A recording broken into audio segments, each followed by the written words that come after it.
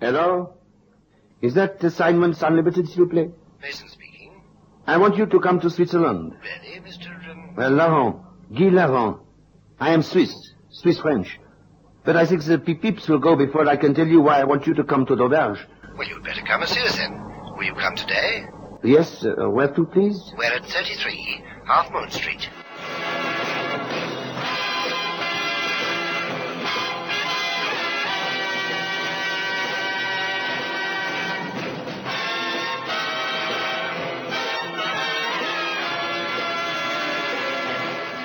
Short-term ghost.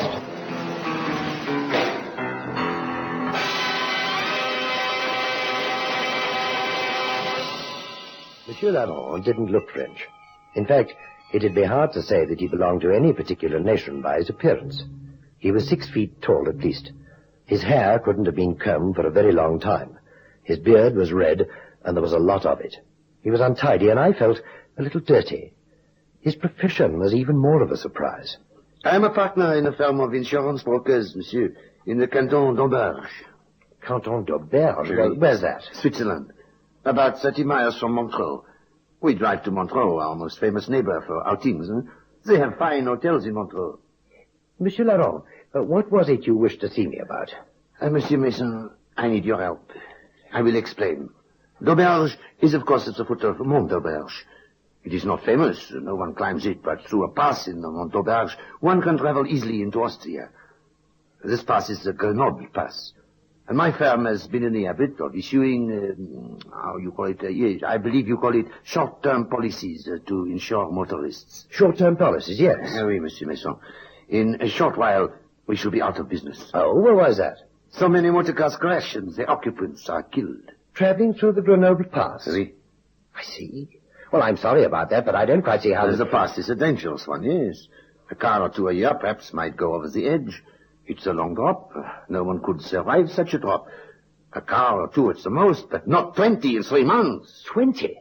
2 the first month in May, 8 in June. In July there were 10, and now in August there have been already 5 crashes, all fatal, and the month is only 7 days old. Monsieur Laurent, well, I sympathize with you and your company, but, well, I feel that this is a matter for the proper authorities.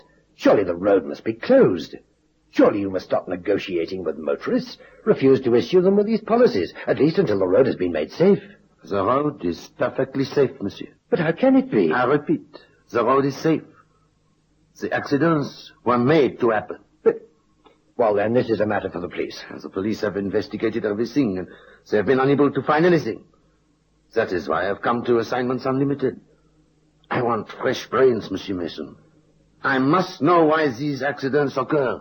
Yes, but why don't you simply refuse to issue the policies? My company has a good name in the canton d'Auberge.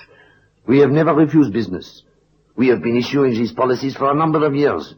Although I am a patriot, monsieur. I love Switzerland.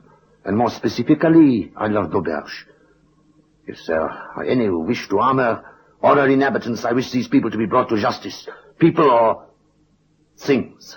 I beg your pardon. Things? Monsieur, one of the poor people who crashed over the edge was navigating the Grenoble Pass, lived for a short time before being taken to the hospital. He said little before he died, but I have it on good authority that he believed he had been forced over into the chasm by a ghost car. Good heavens.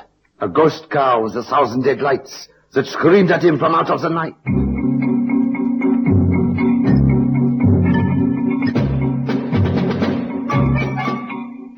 We at Assignments Unlimited had not to date attempted to exorcise a ghost. I was quite ready to believe that for some reason motor cars were being made to crash, but ghost cars... There I was quite out of sympathy. I'm the complete skeptic. I thought I'd ask Karen his views on the subject. Yep. Karen? Go on switchboard duty, Chief. Anything I can do for you? Yes, you can come up here at once. By the way, what's happened to Miss Fairweather? Day off. Gone to see her grandma. I thought I'd man the board for another half hour and then go and see my grandpa. Cannon, do you believe in ghosts? Come again, Chief? Do you believe in ghosts? No, but I'm scared of them. Cannon was perfectly happy to go to Switzerland. Monsieur Laurent assured me he would meet him at d'Auberge station. There was no airport. In 4 days, providing he wired him from Zurich and told him the time his train would arrive at Dauberge. I convinced Cannon that this was an assignment, not a holiday, but it was difficult to persuade him to leave his skiing togs in London.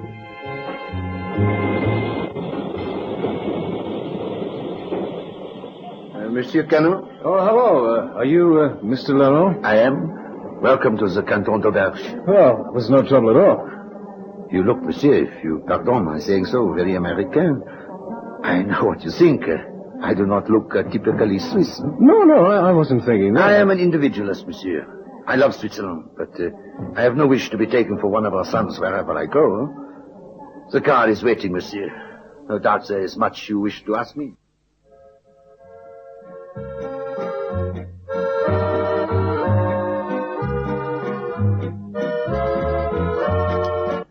So, monsieur, there you have it, no? The whole story, just as I told it to your superior. Tell me, Monsieur Laurent. My friends call me Guy. Oh, sure. Look, do you believe in this spook stuff yourself? I do not know, monsieur. I do know that it does not pay to be skeptical.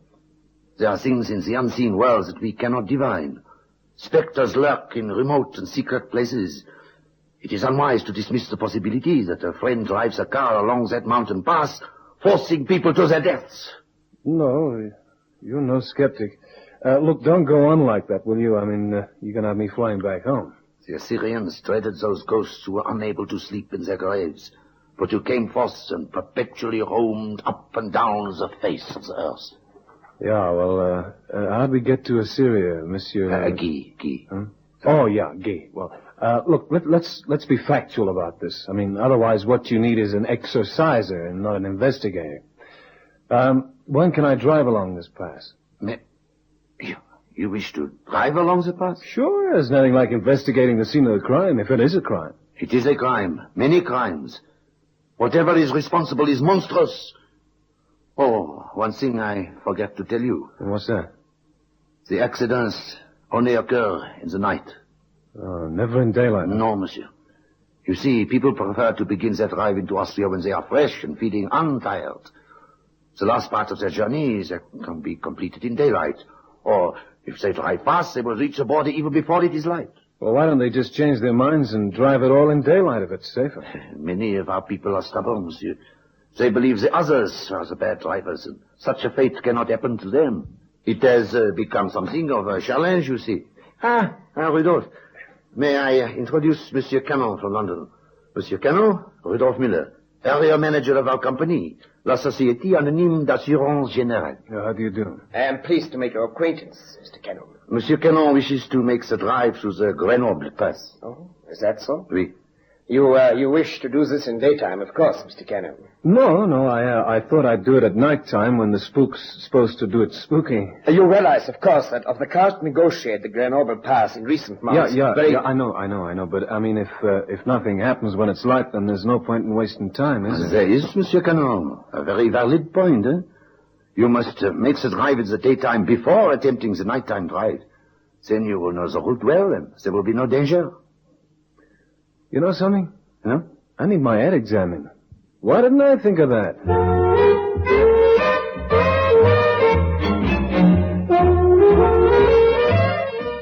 Cannon told me afterwards that he thought he'd had a brainstorm at the time. No one in their right mind would attempt a dangerous drive at night without first checking their course in daylight. Cannon had been having quite a few successes in various rallies during his spare time in England. Perhaps this made him a little cocksure. However, he completed the trip a day later. And 2 days after that, a Saturday it was, he was ready for the night trip. You are quite satisfied then, Mr. Cannon? Yeah, there's nothing dangerous about this drive. I don't understand. I mean, if these people were used to the route, they should have been able to do it blindfold at night. Something made them crash, that's for sure. Well, you understand the controls of the car. Left-hand drive, the gears work... I'm an American, Herr Muller. I'm sorry, of course. And I've already put this thing through its paces. Yes, of course. I will lend you mine, you know. It's a fast, swift machine. No thanks, Mr. Muller. I'll stick to something I know about. I wish you good luck, then. Thanks. Maybe I should take along some garlic and stick candles all over. Oh, never mind. Oh, garlic? It's good for snuffing out ghosts. So long. Goodbye, Mr. Cannon. I'll be back Sunday night, huh? What? Oh, yes, surely.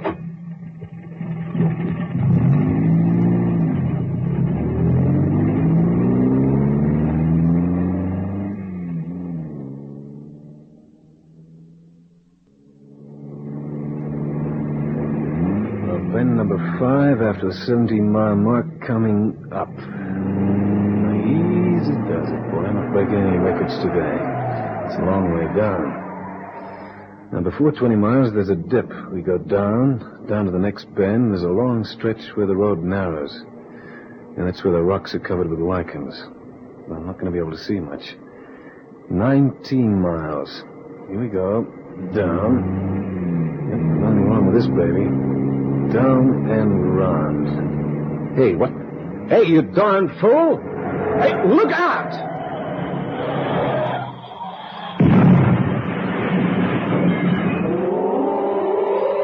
Cannon was found early the next morning by a traveler from Vienna, who rounded a small bend beyond the one Cannon had so very nearly lost his life taking.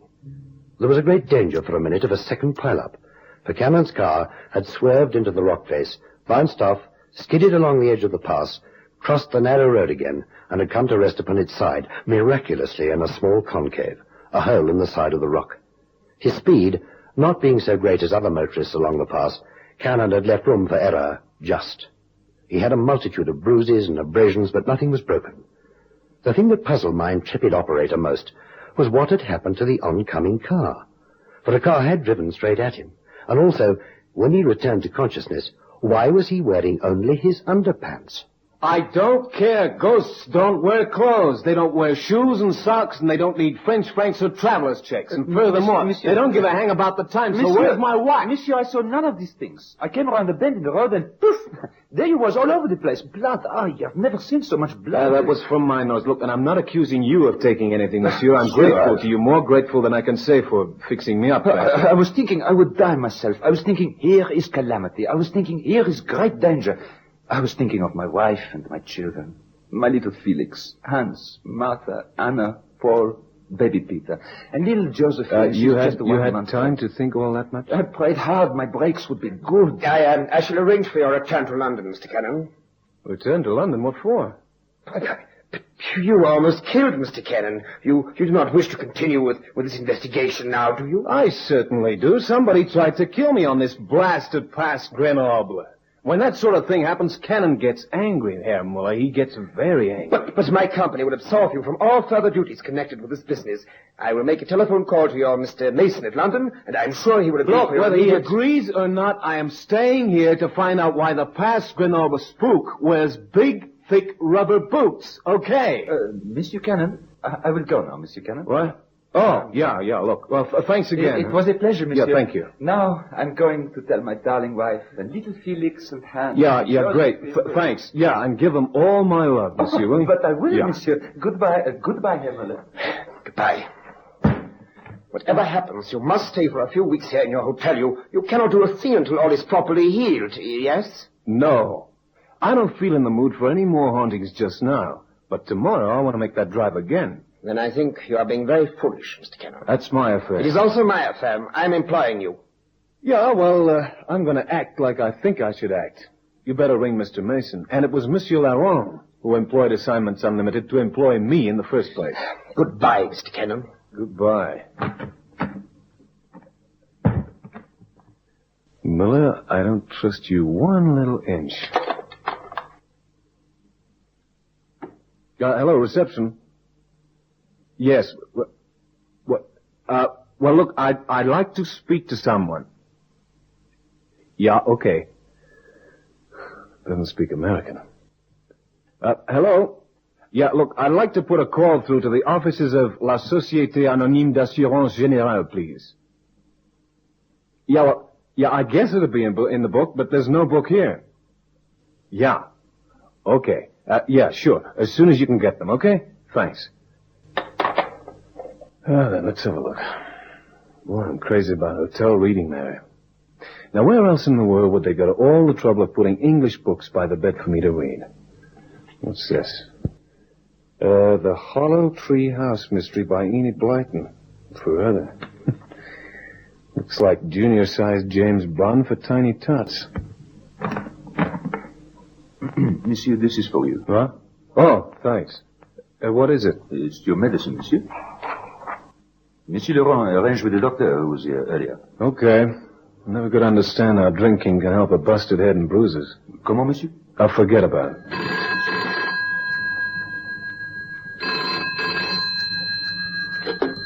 Hello, room 4, Cannon speaking. Hello, Mr. Cannon. Tyler here. Oh, you from the Insurance General? Yes. I instructed Laurent to go to London. Look, I'm sorry we haven't met. Sorry, too, about the accident. You asked me to ring you. Yeah, look, I wanted to know about your, Herr Muller. Say, how come you're English? Well, I was born in Surrey. You know. No, I mean, I thought that... Just hang on a minute. Well, you see, the firm's only a subsidiary of a larger syndicate. I'm here for 3 years as general manager. Yeah, hey! I say, what's up? I've got a visitor here, a dog. He's busted the glass, and he's now drinking my medicine.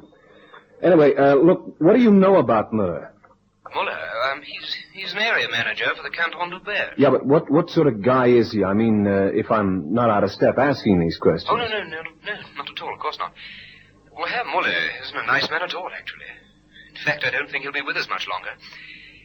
He said he was promised the appointment to succeed Legray as general manager here. And then when I turned up, I'm afraid I wasn't popular at all. I think he knows his job's not safe. He's also... I shouldn't really tell you this, but... Well, anyway, look, keep it yourself, will you? Mm-hmm. He's a bit of a gambler. Owes an awful lot of money. All over the place.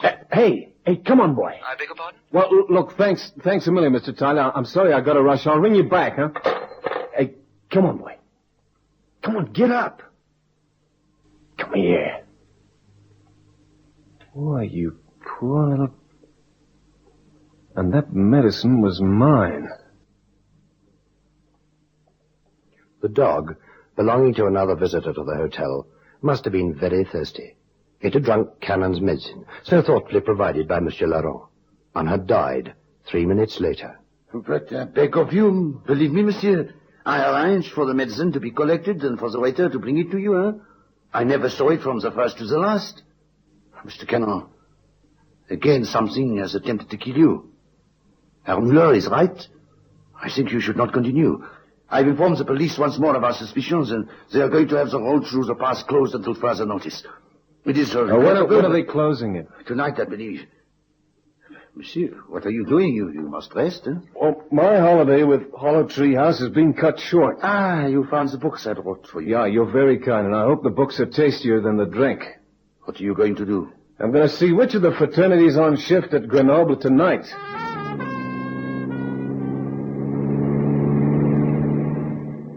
Monsieur, it was only your assurance that ghosts do not wear boots that tempted me to accompany you tonight. Well, you heard my views. I'd rather you stayed behind. Monsieur, you do not suspect me in any way. Be honest. Oh, it had crossed my mind. Does it still cross your mind? Well, let's say it's not so insistent now you're with me. I figured if anything's going to happen to me, you too will be landed in trouble, and I reckoned you'd be a funny kind of guy to want that to go on. Monsieur Cannon, you should change. I need not have warned you. Monsieur Laurent, I wouldn't like to drive far with you. I will not speak again. Oh, no, that's all right. I want you to. I want to know what you think of Rudolf Müller. Müller, he is a strange man, but I don't believe him to be involved with this affair. You don't want to believe it. Well, we're a mile from where it happened now. Monsieur, look, you're going to be very lonely if you get out now. No. I will stay with you. This is important to me. Okay, here we go. You made those seatbelts tight? Yeah, well, nothing happened. You can open your eyes, monsieur. The road's clear. No ghost walks tonight. Thank heavens. We cannot turn around here. We must go on. Huh? There's a place where we can turn about 6 miles from here. Oh, but my belt is very tight, Monsieur Cannon. No dice. We're going on to the end of the pass. Oh. Not too swiftly, please, monsieur. No, monsieur. Monsieur Cannon, there's a car. Hold tight, will you? No, stop. It will not let us pass it. Let go of the wheel. Laurent, get your hands off the wheel.